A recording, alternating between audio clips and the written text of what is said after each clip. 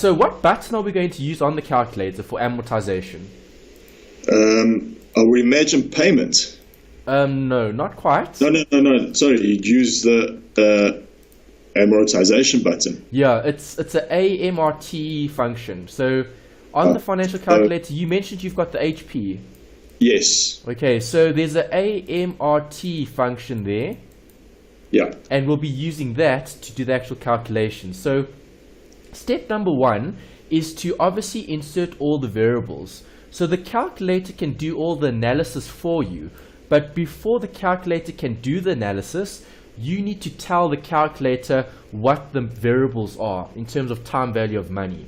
So when looking at amortization, we need to first get the calculator thinking about the loan that we're trying to analyze. All right. So this table that I've got here is the solution. This is how we would draw up an amortization table using the financial calculator. You can read each and every figure straight from the calculator. We just need to insert the right variables. So if they do give you a question like this, they need to describe a loan. So I've given you some info here at the beginning. Consider a loan schedule for $5,000 being repaid in annual payments over 5 years. The interest is 15%. Calculate the payments. So the payments weren't given in this calculation. Normally they don't. Yeah. If they do, well then you'll have all the variables. If they don't, then you'll have to calculate one of the missing ones. So we need to identify what the key figures are. So what does the 5,000 represent? Your present value. Good. And what is the N okay, I gave it the N is the 5. N. And the 15 represents? Your interest. Correct. Okay, so on your financial calculator, type in all those variables and then solve for the payment and see if you get this on your calculator. All right.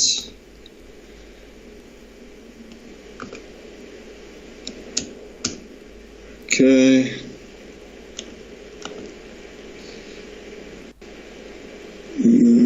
Oh, I have to say it wrong here. Hang on. Okay, remember to clear the calculator before you start. Yeah, and I don't clear it properly. Yeah, does it have, when you clear it, does it have 1p over y, or does it have 12 or something something different? 1. Okay, it must be 1, that's good. Yeah. Okay, and that's 15. Okay, and now we are looking for payments. Yep, I got 1,491 and 58 cents. Okay, perfect, good. So you've got the right payment. Now we need to look at the table. So once you've got the payment, pardon? Before you carry on, yes. Does it matter that I've got a negative 1,400? Okay, good question. All right, so you would have put in a positive here, so then the answer comes out as a negative. Yeah. It doesn't matter. It's just the calculations later on? Yeah, it's just the inflow and outflow, because the calculator looks at negatives and positives to represent an inflow and outflow. Okay, all right. So if I'm looking at a loan, we would assume that the PV is positive, because that would have been the inflow. Do you agree? Yeah. We're taking out a loan. So I'm happy to leave it as plus. And then obviously you're going to be paying off the loan, so that's going to be the outflow. Outflow, okay, perfect. Right, so doing it how you've done it is perfect, as long as you've got the right figure. If you did it the other way, if you put in negative 5,000, you would have got positive payment, that's all. Yeah. Okay, it's just a cash flow consideration that the calculator does. Okay. Right, but as long as you've got the right amount, that's key. Which you do, right? Yes, yeah. Okay. I got the right amount. All right, so don't clear the calculator. You don't clear the calculator when you do amortization, because you've inserted all the variables. Now you want the calculator to read variables back to you. So there are 5 years here, and we can read each and every line from the calculator. So with the HP, you've got to literally view each line separately. You can't go to a specific line and read that one. So if you wanted line 3, you're going to have to press amort 3 times to get there. So let's just press it once. Press the amort button once. Okay. It's come up with amort, and then it says per, and this is one for one. 1 for 1, good. So now you've got 1, 1 on your screen. So that means it's reading the first line. So now you just need to press the equal sign as many times as you want, and then you'll read different figures. Okay, so press the equal sign once, and what do you read on your screen? It's given me the principal of 741 Rand and 58 cents. Okay, so that's the amount that you're reading when you press it the first time, the PRN. Okay, there should be a PRN somewhere on the screen, and then they've given you that figure. Yeah. All right. It comes up with like a block where it's got amort, and then in the block it's got print. That's perfect. That's perfect. You're doing it correctly. Perfect. Okay. Press equals again. Now it's given me int, which is, I assume, interest rate. Correct, yes. So now you're reading that, the interest. Okay. Okay. Press it again, equals again.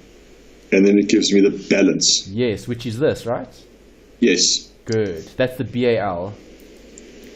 Yeah. Right, so if you keep pressing equals, equals, equals, it'll keep showing those different amounts. Yes.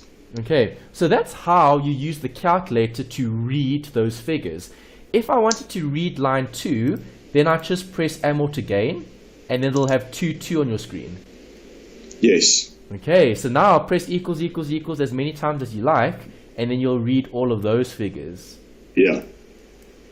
And then it's, they're all right. They're all the same. Yes, that's good. Okay, and then press it again, amort, and then you're reading line 3, right?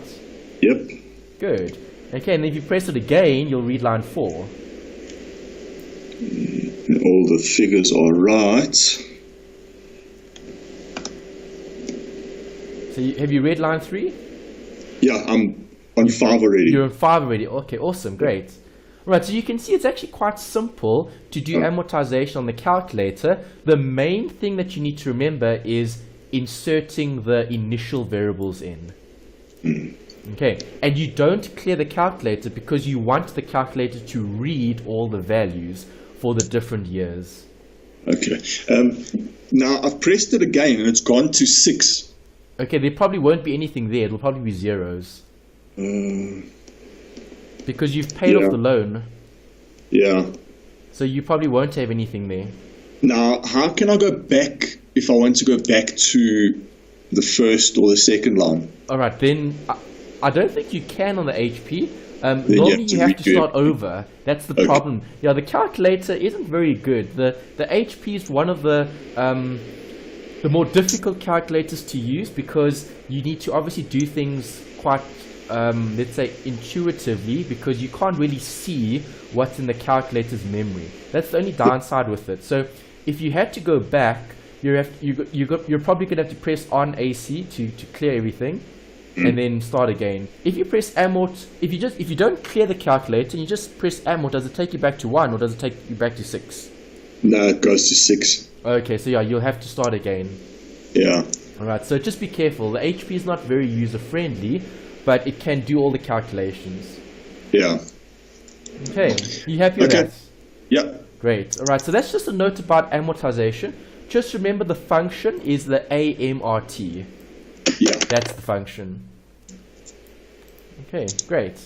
Alright, so that wraps up that section. Let's close that set of notes. Okay, so that was number 3. I've literally just slotted it in after the time value of money calculations. Okay, as long as you've got it somewhere in your file, that'll be great, just to keep it for later.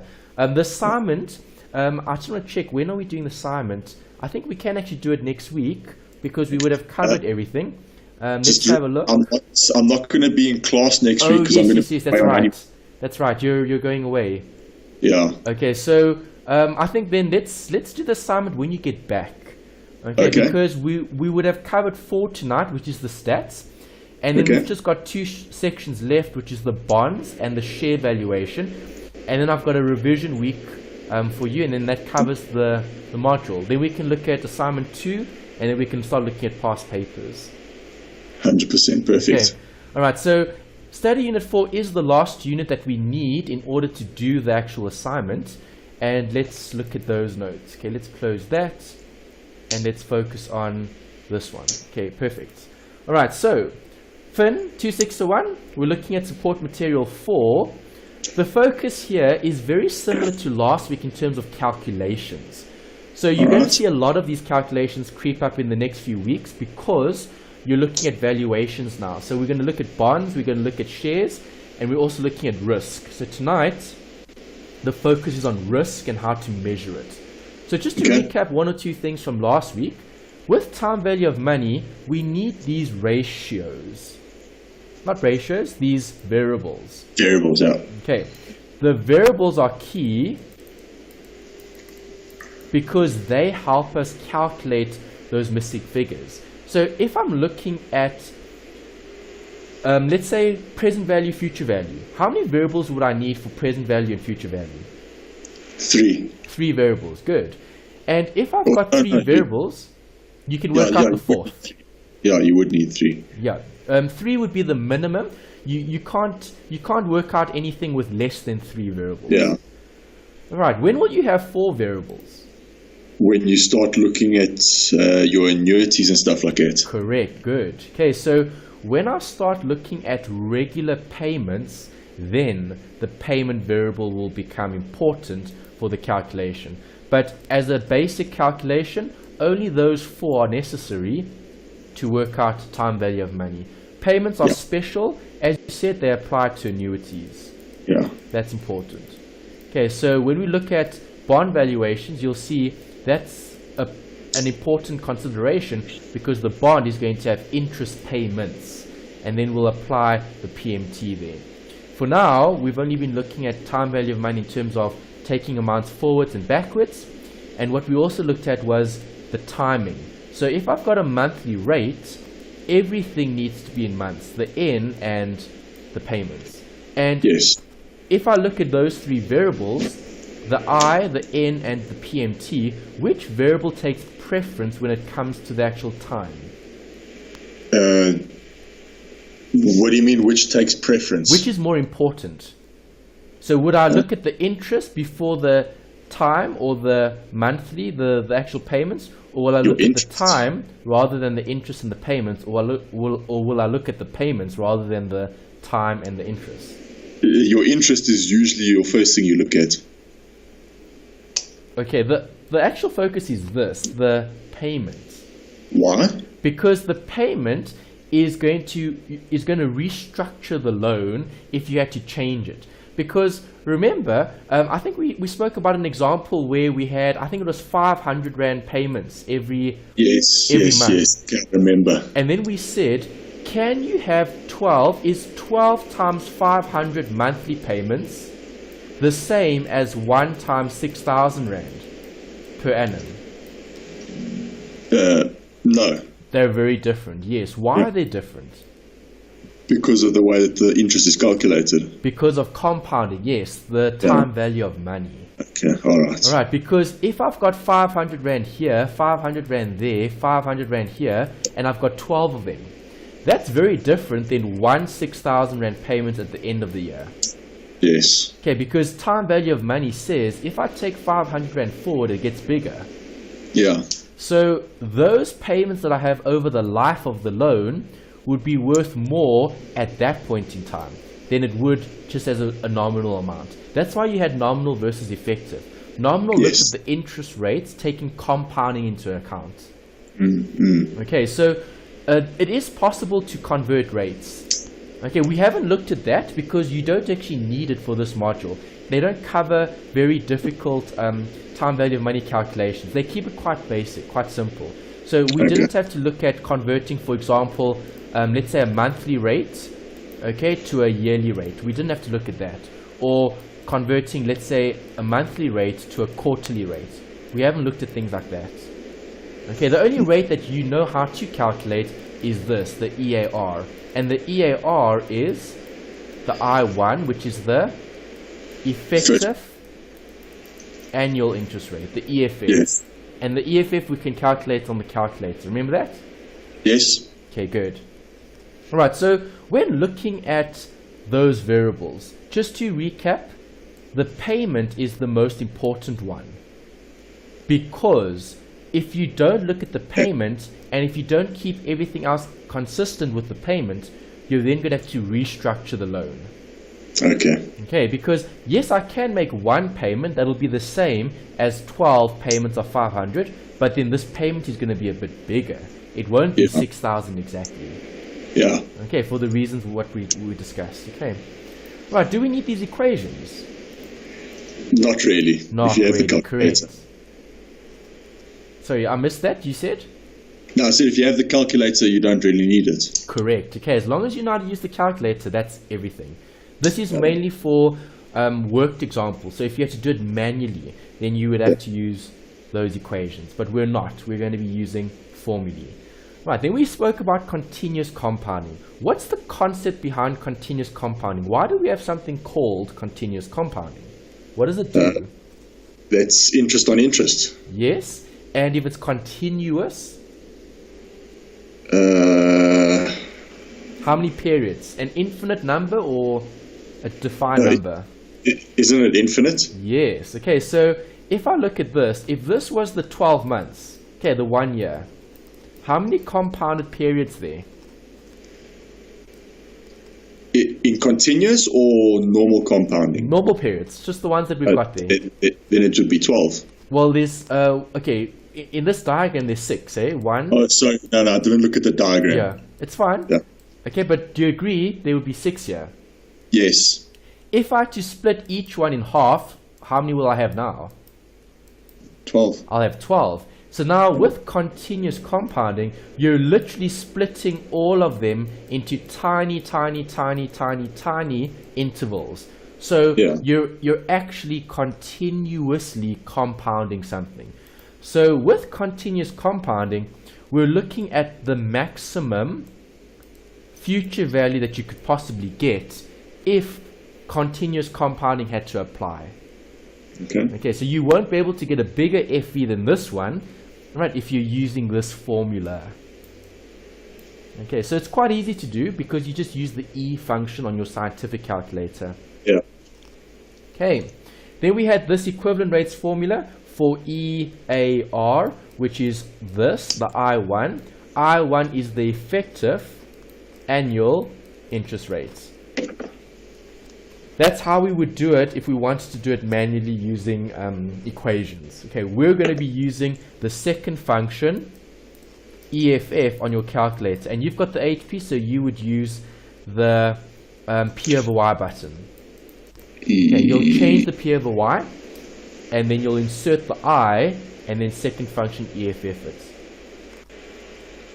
Hang on. Do you not remember that? No, I remember it, Yeah. but I can't find you. Second function EFF. Mine's PV. EFF. There should be a EFF button. EFF, I think, percentage. Yeah, mine's PV. Not Is it- I over R. Hold on, just say that again. You said that to get EFF, I must go second function P over Y. No, P over Y is what you change it to. Because remember, let's say it's 6% compounded quarterly. So if it's 6% compounded quarterly, I4 is 6 over 4, which is 1,5%. Yeah. Okay, but then remember, we insert or we change the P over Y. So the P over Y would be 4. I would then have my I over Y. I would insert that. And then I would go second function EFF, and you'll get 6 comma something. It'll be a bit bigger than 6. You can try it. Try quickly. Okay, let me do it on my calculator, and then you do it on yours. Okay, let's convert. Let's convert 6% compounded quarterly, okay, to EAR. Okay, so let me write the question down. I4 is 6%. Okay, or let's just say the I rather than I4. We just say the I. The interest is 6% compounded quarterly. Okay, so if I use my convert function, I change my N to 4. You would change your P over Y to 4. Okay, then I insert a rate of 6, and then you would insert a rate of 6 as well. I over Y, then press 6. And then you're going to go second function EFF. I have to solve for EFF. What do you get? My calculator's having a little hissy fit over here. Okay, reset it then. Yeah. Reset it. Clear it. Set, okay. Okay, when you clear it, what is your P over Y? What do you see? Now I've got 4 P over YR. Okay, that's good. Yeah, P over YR, that's fine. So now you've changed that to 4. Good. And then put in a rate of 6. Yes. And then shift or second function EFF, and then you should get that. Yeah, 6.14. Yes, that's right. Okay, if you want more decimals, what do you do? I'll just go second function display and then however many I want. 100% good. Okay, so that was something we looked at last week as well, the effective rate. You can see the effective rate is more than 6. Why? Because you're compounding more frequently. Yeah. That's the key. Right, makes sense. Yeah, got it. Okay, then let's just recap about nominal and effective. We spoke about it. Which do I use in formulae or equations or calculations? You use your effective. Correct, always, because it takes compounding into account. So if I substitute the effective rate in, I don't need to provide for different compounded periods. Yeah. Right, so that was last week's concepts, okay, in terms of the time value of money. Tonight, we're looking at the risk and the return. Okay, so again, more calculations, but focusing on this risk. We'll look at what risk is, so we'll define it. Okay, we'll calculate it. We'll look at different ways to measure it. And then we'll also interpret the decision making. So when do I look at taking on risk, and in which scenarios should we be taking on risk? That's something to consider. A big section that they always test in exams is this, CAPM. They always test it. It's very popular. It comes out not only in this module, but it also comes up in the later ones as well. Okay, so the third year modules also cover that in a lot of detail. And not only in finance, but also in other modules. Okay, investments as well, they cover it there. Okay, so CAPM is a very, very, very important theory or theoretical concept that we need to look at. And we will later on in the notes. Beta is something that we'll discuss as well. Have you done statistics before as part of your course? Not part of this one, but when I studied construction management, I did do stats. Okay, nice. All right, so you've probably got a much better idea of things that are related to stats than things that aren't. Okay, because you've got that background, which is good. Okay, that helps a lot when it comes to the standard deviation and the workings in terms of the statistics. Okay. All right, so to start off, I've got a question to ask you. We know that the goal is to maximize wealth. Okay, so create value. Okay, if you create value, then we're obviously going to generate profit over the longer term. Okay, so the focus is on wealth, and we're looking at decision making. So how does the financial manager make decisions? Is it only based on the wealth or the value? No. Okay, it's not always based on the wealth or the value, because they need to consider this, the risk. Okay, so you may be able to increase shareholder wealth by a lot, but then that requires taking on lots of risk. Yeah. So you need to evaluate the trade-off between risk and return. Is it worth taking that risk? That's something to consider. Okay. So what is risk then? We're talking about this whole concept of risk. What is it? How would you define it? I looked it up in the textbook, and it says the chance of financial loss. Okay, good. So if we had to describe it in one word, we could just talk about uncertainty. Uncertainty, yes. Okay, so if we're looking at risk, the textbook talks about it as financial loss because the textbook is focusing on finance, managing limited resources. So if we're going to be allocating resources to certain projects, if those projects are very risky, we need to be careful, because then we might lose those resources that we've invested. Yeah. Is risk always a bad thing? No. No. Okay, you have to take risks, and risks can either have good or bad outcomes. So that's why it's called uncertainty, because there are two things that can happen: good or bad. Yeah. Right, so a risk just means taking a chance, okay, or doing something without really knowing what the consequences are going to be. You've got an idea of what the consequences will be, but you never know for sure if it will materialize or not. Yeah. So what risks can we have? Oh, there are so many. There are. So can you give us a few? You could lose your best customer. Okay, so that could be what? Reputation Loss. risk? Reputational risk maybe, or Yeah, or you lose your income. losing income. Okay, so that would be what risk? Maybe financial risk? Yeah. Okay, what happened yesterday? The budget speech. Yes, okay, so that could be economic risk Yeah. or political risk. Yeah. You Okay. could lose the entire factory in a fire. That's a risk. Good, yeah, so that could be something external, like natural disaster. So maybe location, so geographical risk. Yeah. With how it's raining now, flooding is a real risk. Correct, very good. Okay, so risks are everywhere, and from a financial management point of view, the risks that we're going to be focusing on are the ones that affect the resources of the business, okay, the limited resources. So all of these are going to affect the financing or the funding in the actual business, okay, the limited resources. Okay, if an event occurs, if the exchange rate fluctuates, if the purchasing power, if inflation is a problem in the country, if there's tax, okay, we know that taxes have changed slightly from the budget speech, and there are a lot of other considerations as well. All of them are going to affect the company's finances. So what is a return? The result of taking a risk. Exactly. Good. That's a nice way of describing it, the result, okay, or the outcome. Good. Okay, because you didn't describe a return as positive or negative, because it could be both. Yeah. But as you said, it's what we get. It's the outcome. That's the important bit. Okay, nice. Right, so when looking at a return, how do we calculate those? How do you calculate? How would you return? calculate the return? Wouldn't it just be your inputs versus your incomes? Okay, yeah, so you could look at the income and the profits.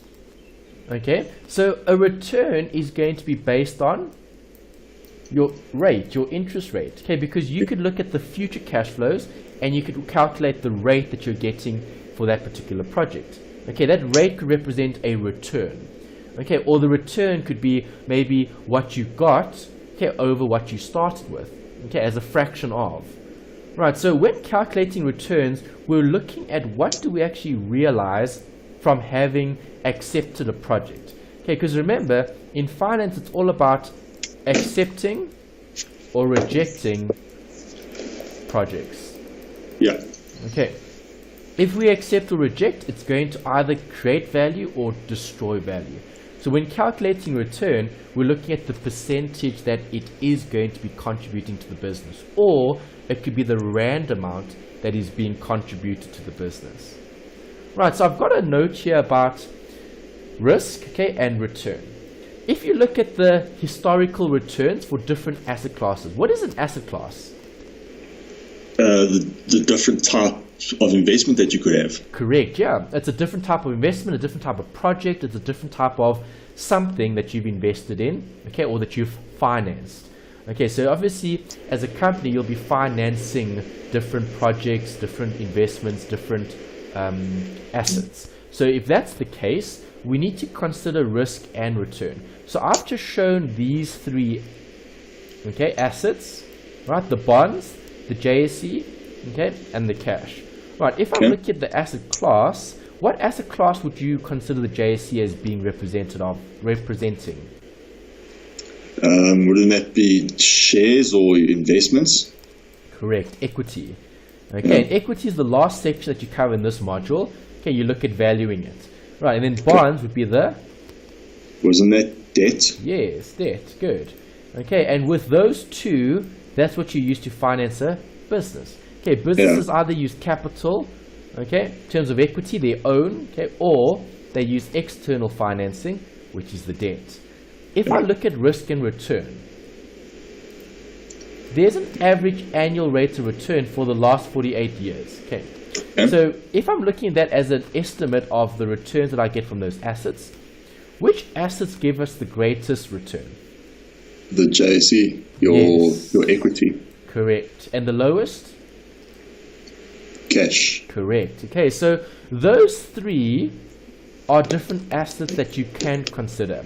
Inflation is obviously an external factor or risk. Have all the assets outperformed inflation? Yes. Yes, they're all greater. But the JSE has done a lot better than bonds and cash. Why do you think the JSE provides such a good return over a longer period of time? Isn't it just because it's so big and there are so many options? Possibly, but not all the options are good. Sometimes companies do fail and they actually close and get taken off the JSE. So why on average? So remember, these are on average. So on average, that asset class generates 20% over a 48-year period. Bonds, isn't it because of the regulation? Hey? Anthony? Yeah? Can you hear me? I can. Isn't the JSE better because of the regulation?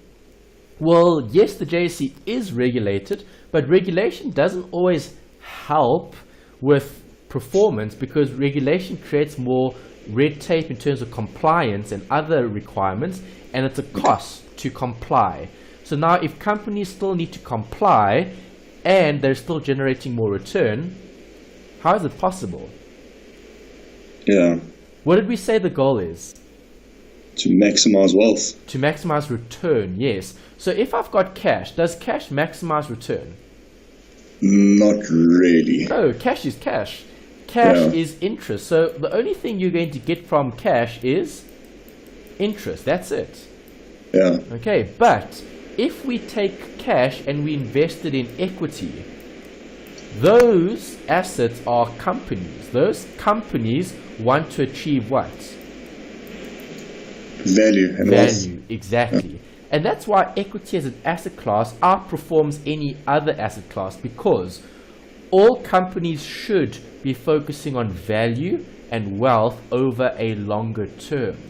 So companies generate value, and that's why companies create more return over a longer period of time. But they're creating value. Are they more risky or less risky than cash? More risky. Definitely. Okay, because now the question mark comes into it in terms of what value is the company actually providing? Is this company sustainable? Will it continue? That's the question.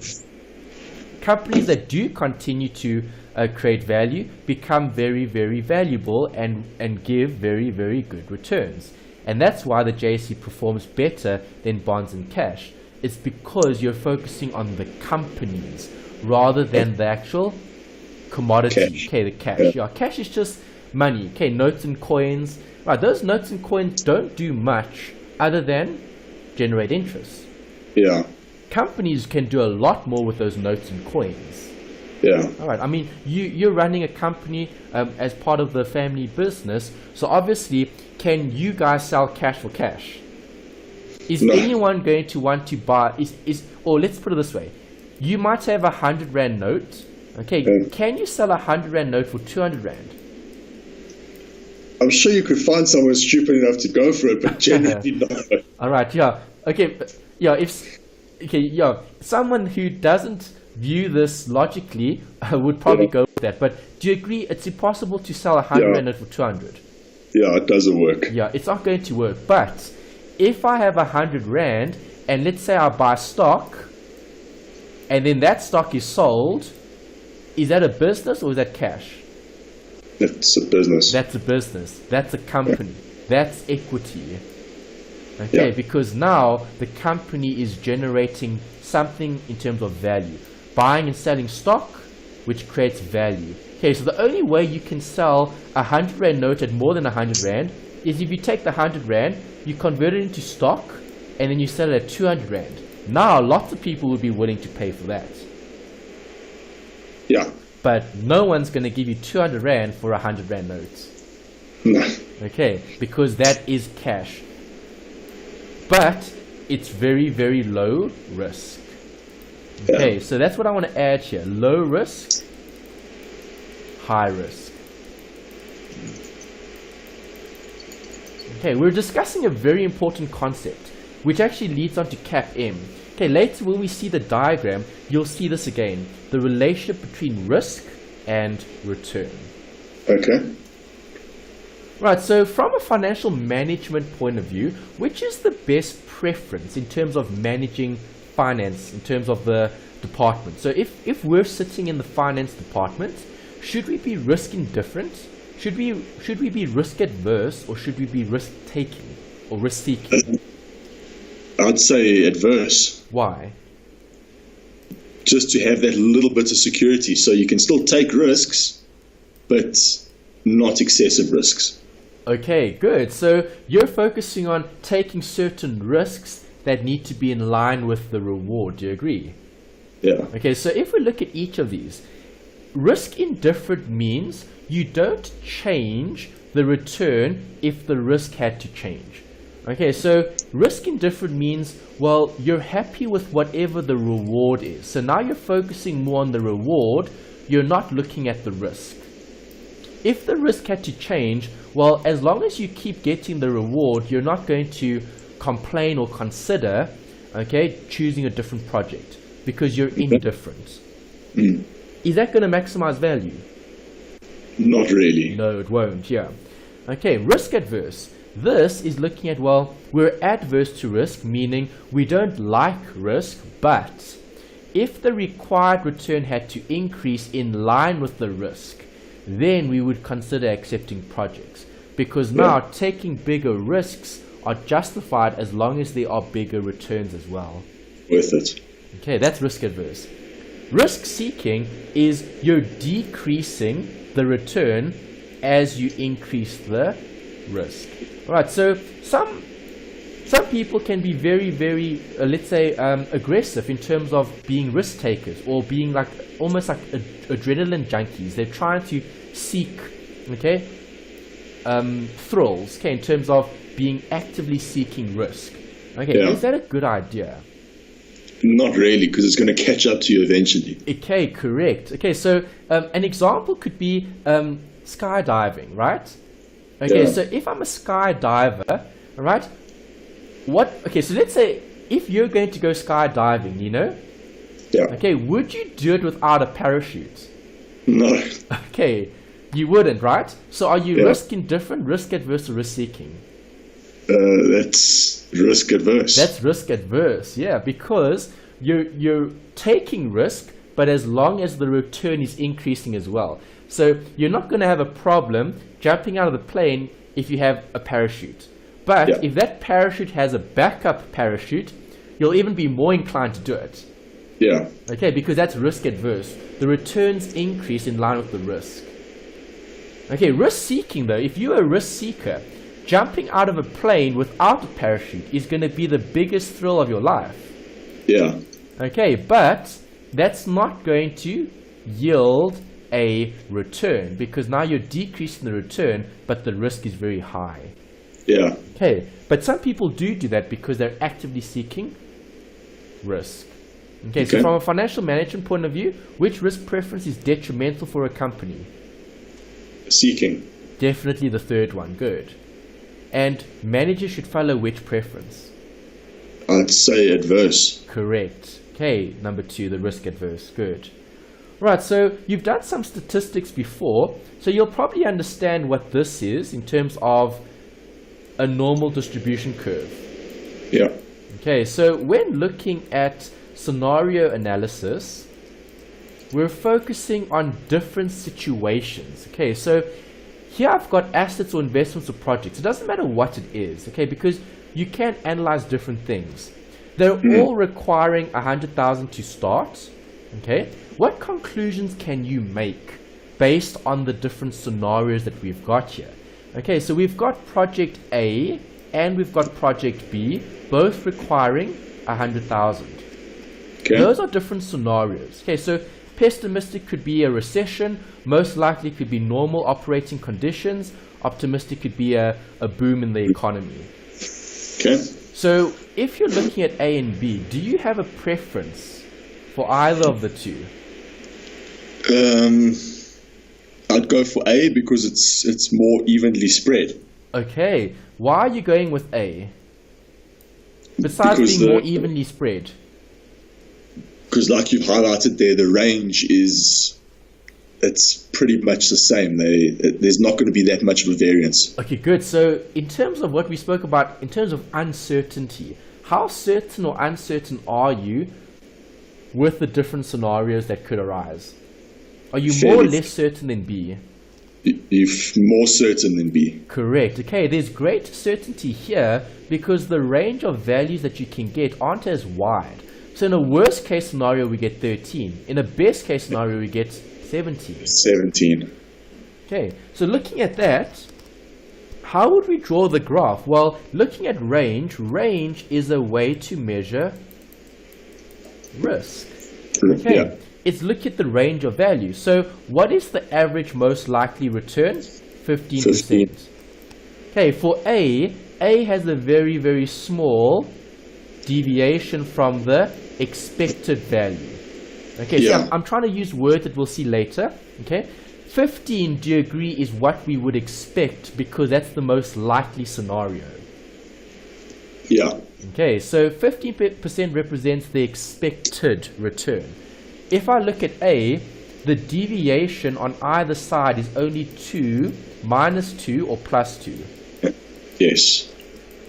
But if we compare it to B, it's a lot wider in terms of the spread.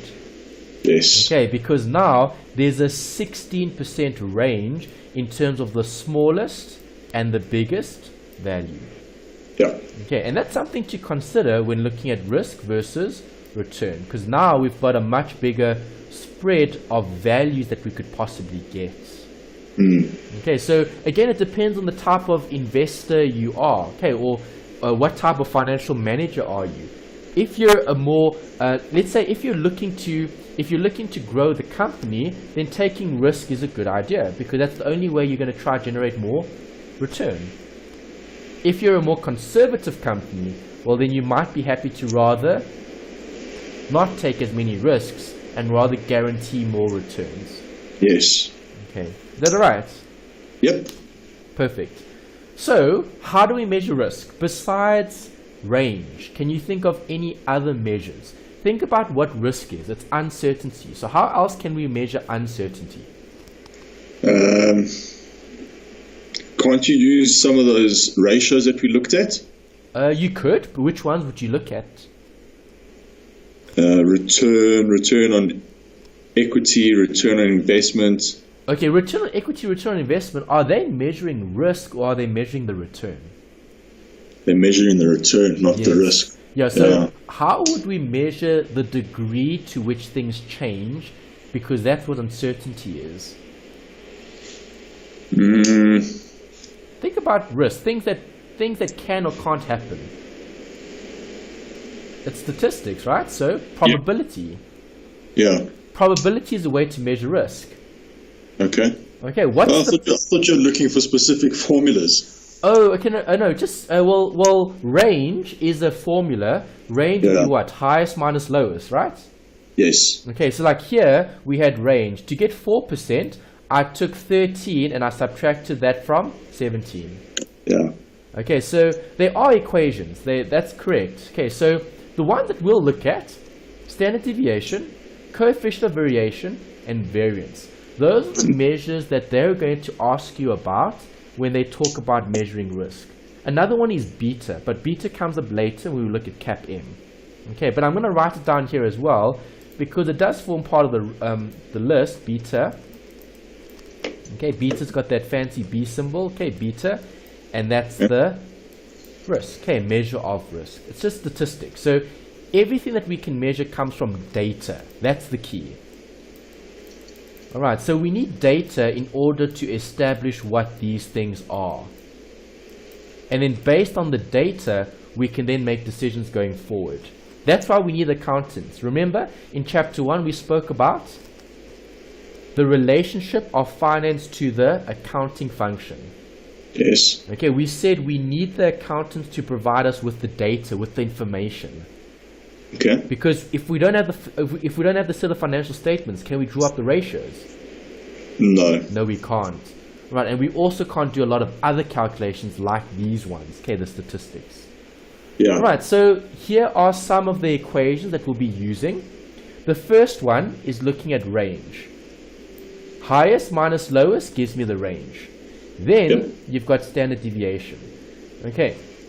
Just a question. So when you were studying the construction, when you did all these mathematical calculations, did you use a statistical mode on the calculator? Did you do it manually or did you do it using the calculator? Yeah, we used the calculators. Okay, good. All right, so you're going to do the same thing here as well, except we're going to use a table to make life a bit easier when doing longer, more complicated calculations. Okay, look at different scenarios. Right, so when looking at statistical measures, okay, for risk, you get variance and you get standard deviation. Right, variance is the standard deviation squared. So if I've got that squared, if I square root the standard deviation, it's going to give me the... If I said it the wrong way. If I square root the variance, it's going to give me the standard deviation. Yeah. Right. Coefficient of variation is looking at the measure of relative dispersion. Okay, where we're comparing one amount to another. Okay, which I've got the formula there. Okay, coefficient of variation. There's it there.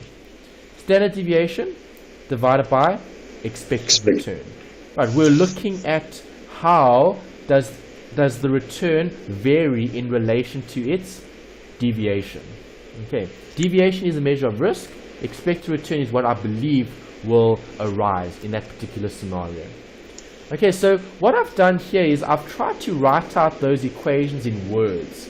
Okay, you do have equations in the textbook, and they do show you some statistical equations with that summation button. Okay, you're familiar with the summation because you've done the stats before, where we take one term and we can add up many terms. Yes. Okay, from one term all the way to n terms. So when doing statistics, there's two ways of doing it. You can either do it using formulae, okay, or you can follow a process. So most students don't have a background in statistics. Okay, you're fortunate that you've studied statistics before. So for you to use equations, you'll probably manage it quite easily because you've got that background. But for most, students struggle quite a bit with getting their heads around the statistics, the stats. Okay, so the way that we can get around that is by using this method. Okay, it's a process. But I like processes because processes are things that you can follow, and if you're doing a process, you get more comfortable doing it. It becomes something like it becomes a skill that you do, like riding a bike or driving a car. Okay, that's a process. Okay, driving a car is a process, riding a bike is a process. It's not, you can't study to ride a bike or drive a car. Yeah. Okay, it's something that you need to do. Okay, so the table method is a way to get around the having to remember lots and lots of equations. Okay, so I'm going to show you an example here. Okay, I'm going to give you both answers. So I'll give you the answer using the formulae, and then I'll give you the answer using the table method. Either or, both work.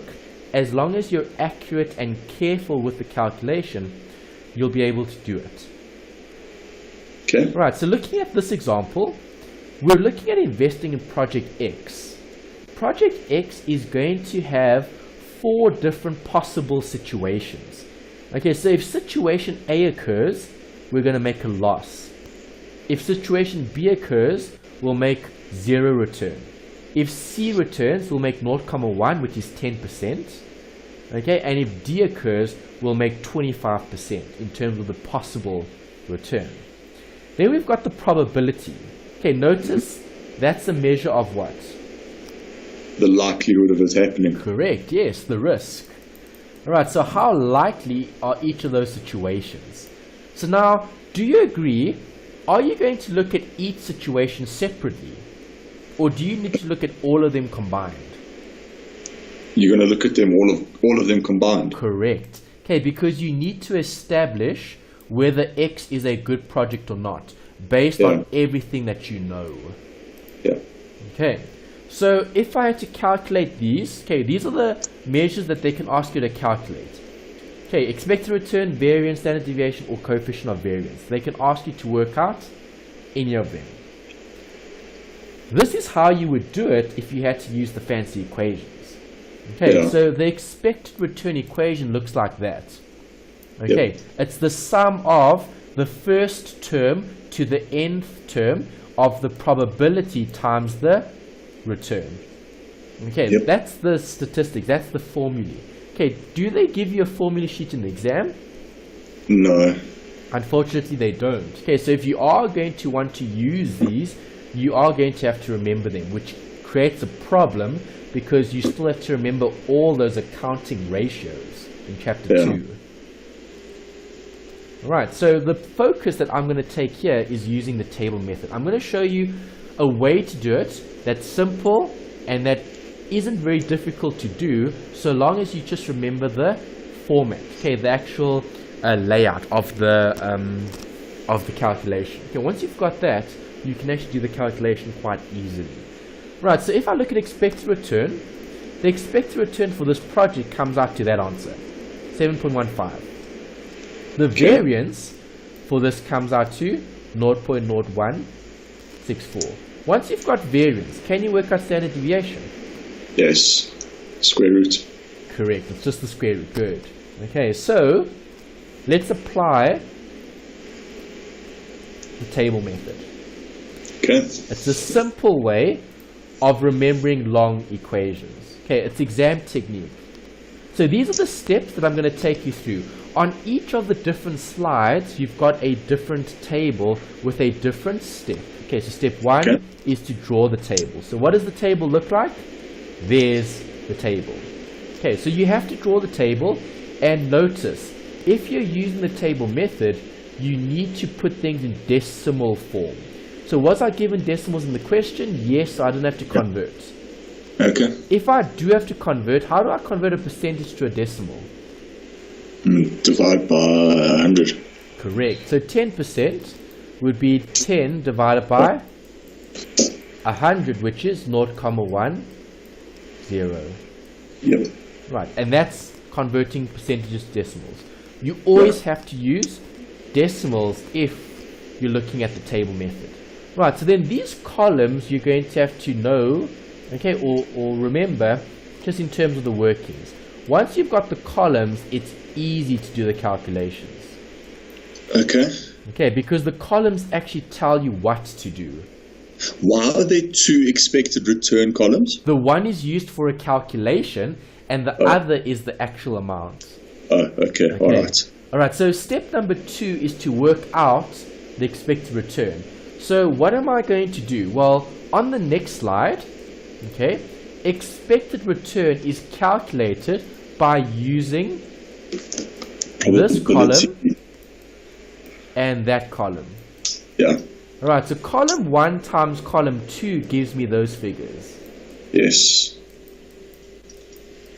Once I've got those figures, what do? I sum up. Okay. And I get an answer of that. 7.2%. Yeah, which is the same as what we had earlier, hey? Have a look.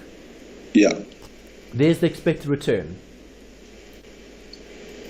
Okay, so you can do it using an equation or you can do it using a table. It's still going to give you the final value, the same value. Yeah. Okay. Alright, so now once you've used a column, the column falls away. So this column no longer becomes important in the next step. Alright, so on the next slide, step number 3 is looking at this, the deviation from expected. Okay, you know what the expected return is, we just worked it out. Got that? Yeah, I'm with you. Okay, so when I'm working out the deviation from expected, what does that mean? Well, let's just think about it logically. Deviation from the expected. So would I add or subtract? Subtract. Correct. Okay, so it will be this equation. Okay, this column actually. Column 1 times column 3. Not times. Subtract. Yeah. Okay, this minus that gives you the 0.1725, right, which is this. Back this. Okay, so deviation from expected is the one minus the other. Okay. Okay, Once you've got that, then what does the next column say? It's just a calculation. Yeah, it says squared the deviation. So where is the deviation? Here's the deviation. So on the next slide, what do? I square the deviation to get the squared deviation. Okay. Okay, so all those amounts squared equals. All those amounts squared equals. And then that gives us an amount. Perfect. Right, then what does the last column say? Squared of the deviation multiplied by your probability. Correct. Okay, so where is my squared deviation? Well, on the next slide, there's the squared deviation, and here's the probability. So 1 and, no, 2. This is column 2, and 3, 4, 5, this is column 6. Alright, so I'm literally taking those two amounts, this column times that column, and I get those answers. Okay, last step. What must I do? I need to add up all of those amounts in blue. Okay, Sorry, because I got lost there. Do you square just the deviation column? yes, or... only the deviation. Okay. Okay, square deviation. Okay, so Oh, square sorry. Yes, yeah. It's that It's that amount that we've calculated there. yeah, square deviation is the previous slide. Yeah. Yeah. Okay, this is looking at the squared deviation times probability. So see how these columns eliminate themselves. Yeah. Okay, once you've used the column, you don't need to look at it again. Right, you'll just keep progressing through the actual stages. Yes. Right, and then when we reach the final stage, we've got the final answer. And that's what we're trying to get. Okay. Okay, so step number 6 is to total what? This. Yeah. Okay, so if I add up all of that, I'm going to get that answer. Yeah. And that's an answer that we had earlier. What did we see earlier in terms of variance? What was the variance answer? 0.016. That answer that we got here. Correct, it was exactly the same. Yeah. Okay, but that equation that we had earlier had a lot more brackets. Yeah. And it might have been a bit more tricky to do the calculation correctly, because if you miss something, you're gonna get it wrong. You're gonna make a mistake. Now this is much easier than using the formula. Yeah, it's just a way of doing it. Okay, so it helps because it makes it a bit easier, because then rather study chapter 1's equations, because you're going to need the ratios, and then rely on the table method for the statistics. Okay, because to also have to remember the statistical equations, it's going to be pretty challenging, especially when you're under time pressure as well in the exam. You might forget what the equation is, and if you do and you make a mistake, unfortunately you're going to get it wrong.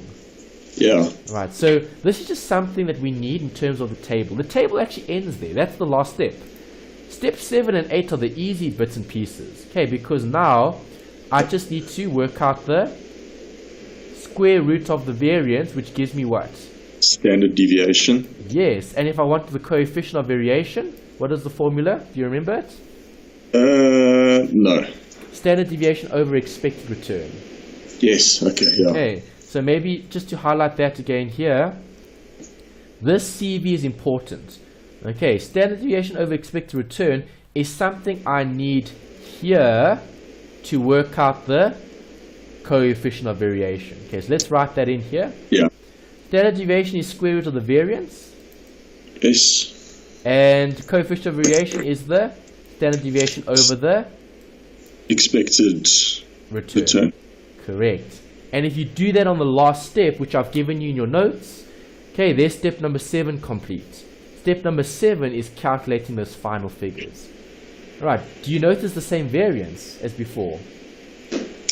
Yes. Yes, okay, so it doesn't matter which way you do it. If you like the equations, use the equations. If you don't like the equations, rather than just remember the template. You only need the template. Once I've got the template for the table, it's easy to calculate. Yeah. Okay. Very